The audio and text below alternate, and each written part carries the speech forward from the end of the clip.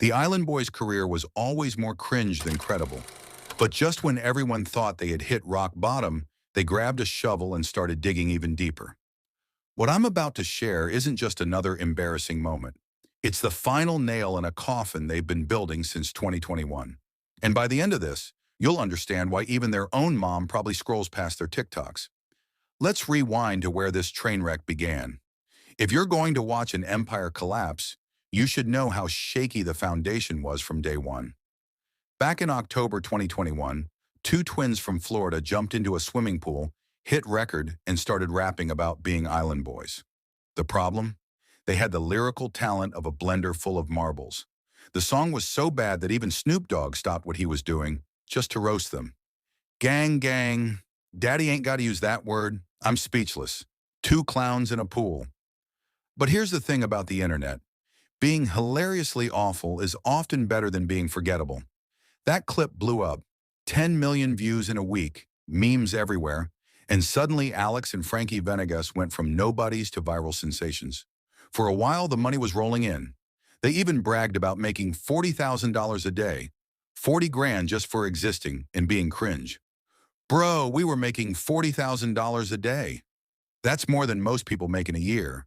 But instead of turning that viral fame into something sustainable, they treated it like a race to destroy their own careers as fast as possible. The first red flag, Kodak Black, an actual successful rapper, offered to sign them. They said no. Why? They wanted to stay independent and keep all the money. That's like refusing a life jacket because you think you can outswim the ocean. Then came their infamous Logan Paul podcast appearance, a masterclass in self-sabotage. George Jonko gave them solid advice. Invest in something stable, like their jewelry. Instead of saying thanks, they blew up, throwing threats, puffing their chests, and storming out like toddlers denied candy. I was giving you good advice, bro. You know me from Island Boys, but you know I'm thugging, bro, right? The internet watched two grown men have a complete meltdown because someone suggested financial responsibility. Unreal, but things got even worse. The twins started fighting with each other over who was more famous, basically turning their lives into a reality show nobody wanted. Where's the dog in you? What you gonna do? It was like watching a two-man band break up before they even learned how to play instruments.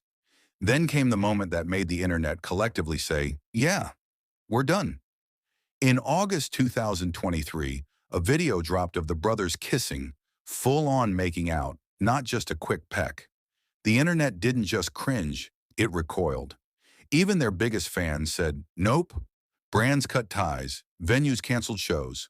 Whatever credibility they had left vanished overnight. You'd think that was rock bottom, right? Nope. They launched an OnlyFans together, yes, together, and started posting increasingly desperate content just to pay bills. Their Cameo price dropped from $135 to $30, and even then, nobody was buying.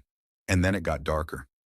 Franky, aka Kodiyakredd, started stacking up arrests like trophies, gun charges, drugs, domestic violence allegations. A walking legal disaster. Kodiyakredd is in trouble with the law again. The judge granted Frank Venegas bail for having a gun without a serial number and oxypills. Meanwhile, Alex had his own mess, like using his newborn baby's health scare as TikTok content instead of being an actual dad. Then came the bombshell. During a live stream, Alex revealed Franky had destroyed his credit score by skipping car payments for months. He's ruined my credit so bad while we're looking for a house, and it's not even my fault. So now Franky's broke, homeless, addicted, and dragging Alex down with him. Eventually, the money dried up. That $40,000 a day became pennies. They were so broke, they started hanging around Jack Doherty. If you know Jack, you know that's not a good sign. They became background characters in someone else's chaos. They even took low-level boxing fights just for quick cash. Their ex-manager claimed they owed him $150,000. They owe me about $150,000 from Cameo money. And the final blow?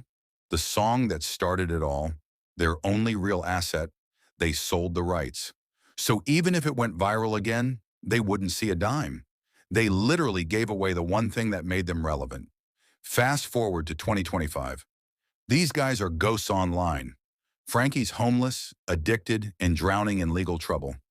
Alex is stuck rebuilding credit and facing the reality that nobody wants to work with them. Their engagement is dead. The only time people talk about them now is in memes. And the saddest part? All of this was preventable. They could have signed with Kodak, taken advice, or at least stayed humble. Instead, egos and bad choices burned everything to the ground. The Island Boys went from the internet's favorite joke to its biggest cautionary tale. They proved that viral fame without talent, humility, or common sense is just a fast track to irrelevance. They had millions of followers and the world's attention, and then they threw it all away. So yeah, the Island Boys' downfall wasn't just bad, it was a masterclass in how to ruin your life in public. From viral sensations to broke clout chasers, they hit a level of rock bottom nobody saw coming. They wanted to be icons. Instead, they became proof that 15 minutes of fame can disappear a whole lot faster when you waste it on bad tattoos, worse music, and the worst decisions possible. Peace.